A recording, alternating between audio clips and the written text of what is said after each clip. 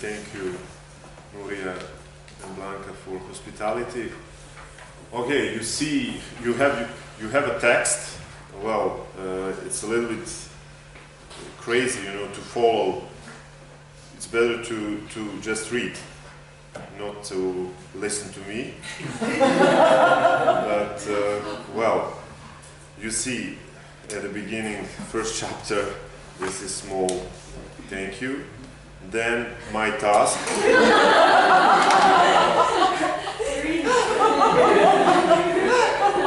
My task here, you see, inclusion, exclusion.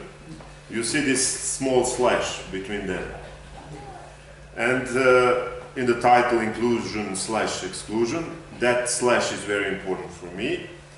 You have in the subtitle on the conditions of common or critical engagement, I add this critical engagement. Okay, this is not... Okay, we can talk about difference probably today, tomorrow, about why this critical is important. And well, you see, trouble lies in this third, this one in between, this slash or stroke or barra obliqua, yeah? Inclinada. Barra inclinada. Inclinada, yeah. And stroke in Britain, slash in American. And well, this is position. All this idea is how to have a right for or to slash before inclusion or exclusion. Does exist some kind of time before or right to something before the decision, because decision is already some kind of exclusion. Well, this is first page. Second page. What is this? This slash or stroke. First of all, this is something violent. Yeah. On one way, we can hear that this is something stroke slash. Yeah. And but the problem in this is more that functions slash as conjunction than disjunction. That means the sign slash does not represent a brief pause, nor does it imply urgency to hasten in the choice of either inclusion or exclusion. The principal word here is urgency, because urgency is always problematic. You could not find many texts about urgency. Urgency is urge. What does it mean? To do something fast, or not to do. Well, on the contrary, it would appear that inclusion and exclusion, thanks precisely to the register covered by this sign slash, are mutually interwoven or interchangeable or interpermeable one into the other, and are extraordinarily difficult to separate and handle. It is for this reason necessary, this is what I would like to insist on today, to construct a right to non-separation of the inclusion from the exclusion, or better, right to the slash. Okay, before I attempt, because for me inclusion and exclusion are not symmetrical, not reciprocal, how to say, and well, few preliminary and regulative principles. First, at the end of this page 2, you have inclusion or integration and exclusion, as well as the slash space appear where we can find this binarity, inclusion and exclusion, where we have some kind of project or possibility for the constitution. That means something which is closing. Claudere is to close, excludere is not to allow in, admit, nor expel. Where you have some kind of fictitious entity, as family, group, corporation, movement, city, state, Europe, or world state, you have immediately idea or inclusion or exclusion or slash. That means in project as such you have question of future, this is the end of the page, construction and projection of actions to be conducted in the near future. That is that means the project or future or next step implies always inclusion slash exclusion. First note, this is I think very important text, this is published also in English 2 years ago. The Massimo Cacciari, what is the project, what is the progetto, and one beautiful sentence, violenza suona nel progetto. Why? Because in this is explanation in note 1, it is an act of overshooting and expanding to beyond the surface or age, proictus, age is a proictus in Latin, which then always implies exclusion, abolishment, banishment, expulsion, proicto. Expulsion is proicto in Latin. Exclusion, expulsion, or elimination are moments about which we must think in the context of the project, only in the most abstract sense, without dwelling on them, yet also aware that in order for a group to constitute itself temporarily and work actively, which would mean work on a project, when you have a project, that means this is idea of future cooperation, etc. But in the same time, in a project, you have a necessity to exclude all insufficiently engaged or committed, insufficiently competent, dynamic, even insufficiently intelligent, and as a social. Well, with project, you have immediately idea to close something, to close the group, to be together, and that implies exteriority and then elimination. Second, the condition of common. Well, that's why engagement. That's why engagement in our head, and that's why engagement as a subtitle, common engagement, or in one jurist. Very important German, he wrote one text, Die aktive Solidarobligación, active obligation of solidarity, from 1886. Well, engagement ought to be beyond the inclusion or exclusion principle, will be fulfilled if and only if an ideal institution opens its doors to all without exception. That's the important. And well, if I act, you see on the second page, never mind, this note may be interesting with Michael Dummett text, never mind now. But engagement, and if I act in a way, third page, in a way anyone would act, and in the way everyone should act. That means engagement is not well, engagement when it comes to another person. This is 4 lines. When it comes to another person, for example, engagement to marriage, or engagement in a war, in a political party, in a football supporters group, movement, etc., etc. In that case, this is not common and critical engagement, because they a priori exclude others and exclude the possibility of all to be included. That's why critique, and that's why some kind of, if you want to imagine Kant through the Amartya Sen, critical reasoning. that means consists of engaged acts when it obligates to urgent action not only members of the group, but all future inactive members or parts of the human community, or in one of the last text, which is not published, the Butler, global commitment.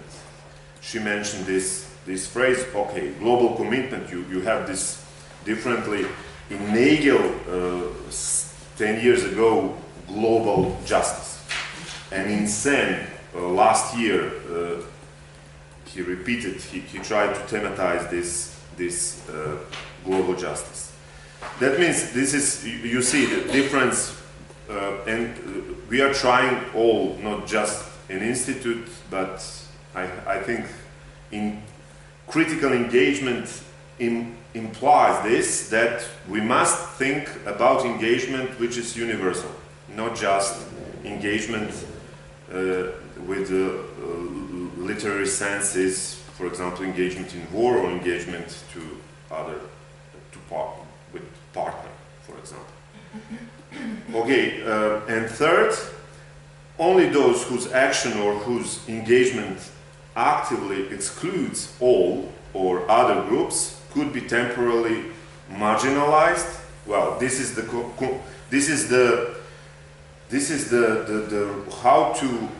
right to exclude, to exclusion. When we have to exclude somebody.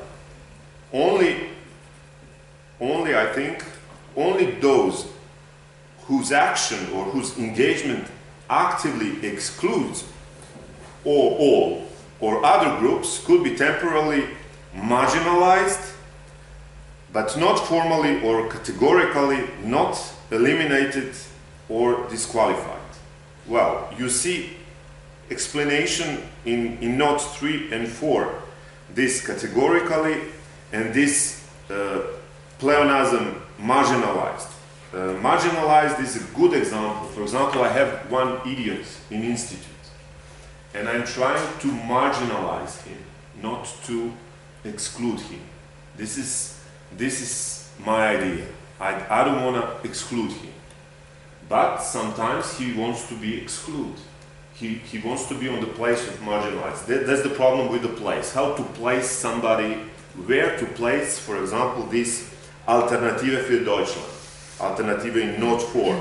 Alternative in Deutschland, they are currently present in the Bundestag, but exclude them from there is anti-democratic act. We have to marginalize them. We must marginalize them. Why? Because they have in program this idea to exclude the others, all or some groups.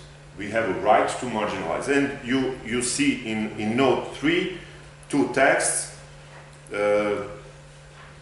for example, that Susan Dowie tried to find the justification for exclusion. I think Roberto is at the end of the table. Yeah. Hi, Roberto. Roberto knows very well that in Carl Schmitt, for Carl Schmitt, democracy is exclusion of minority. We will see here sometimes, but well, not just in democracy, but this is the same technique. When we have a right to exclude, or does exclusion is sometimes democratic procedure or democratic strategy. Or page 5, asymmetrical distinction, inclusion, exclusion, slash, and in the middle of the page you have some kind of motto and some kind of problem of the text. You have a quotation or a fragment from the letter of Marquise d'Argent de Dirac, de Voltaire, the 2nd of December 1761. I wish you, he said, I wish you in your retirement fulfilled days, friends who think, the absence or exclusion of idiots, and good health. Well, des amis qui pensent l'exclusion des sots et une bonne santé. L'exclusion des sots is problematic always. How to exclude, and is it necessarily exclude the other register, because sometimes morons or idiots have the other ideas. Huh? Page 6.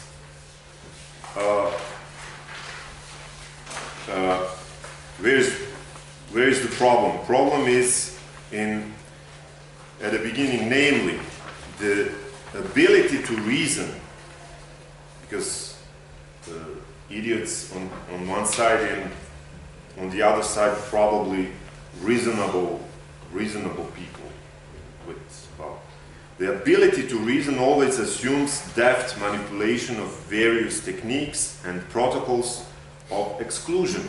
It means you are clever if you are capable to exclude. In that, differently, you are not clever. What does it mean? One who is capable, for example, of concentrating or directing his attention completely excludes something or all else. For example, 2 days ago on Sunday, I focused on the police outside of my entrance in my building where I live in Bonn, and immediately I put through the glass door with the nose and head, because I excluded possibility that there exists something on the other side, because I love police, yeah. And okay, you remember that this idea that Napoleon has possibility to work 7 things, 7, he said, 7 in the same time. That means what kind of focus he had. That means he didn't exclude nothing. In the same time, this is some kind of intelligence, and he was very clever in that. But well, in the same time, 7. This is not 77. Well, one capable of counting makes good use of the method of exclusion in such situation when, for example, all variables are systematically excluded. One capable of thinking and whom Voltaire a priori classifies as a friend probably makes very good use of the 3 basic laws of the thought, one of which is the el principio del tercero excludio. Yeah. That means law of excluded middle in English, the other 2 laws or principles being the law of identity and the law of contradiction. If we put aside all the other operations and social acts or acts of the community that always in one way or another imply exclusion, for example, that's why Kashmir I mentioned, when we choose we exclude, when we vote we exclude, when we decide we exclude, in competitions we exclude, etc. The competence of those who think, Voltaire calls them friends, among else would be to exclude, because by thinking they continuously exclude those who think or act problematically. In a word, the incompetent. Well, on the page 6 in a note you have very good fragment of Robert Dahl. The demos, I quote, the demos must include all adult members of the association except transients and persons proved to be mentally defective, for example. And okay, it's beautiful to mention that social acts or soziale act or Gemeinschaftsakte, this is not the phrase of Searle or Margaret Gilbert, that this is Husserl. Well, page 7, incompetence. It's interesting in English, competence as a legal term because this is a synonym for jurisdiction, as well as colloquially to someone's ability to perform a task, intellectual or otherwise. Only the competent ought to be given competence. The incompetent must be excluded from competence. Then you have some kind of rhetorics of the text, not too much important, beautiful to read and to talk about this, but never mind, this is Voltaire, and because the problem is how is it necessary to exclude the stupids or the idiots, and at the end of the page you have when it comes to histories of institutions and common engagement, Voltaire's advice and counsel, which have lost none of their currency or appeal, have nevertheless implied only two options. Well, we have just two options. First, those excluded or that which is excluded ought to be eliminated or grouped or pseudo-institutionalized on the periphery or margins of an entity, be transferred to some new, isolated, secured zones. This is first technique, how to, you accept migrants and put them in a ghetto, or you accept, I don't know, you put all our cities are constructed like this, that the workers are on periphery.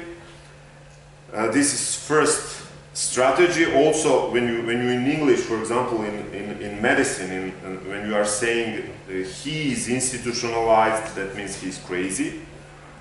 Institution is imagined as a medicine against crazy and disability, etc., etc.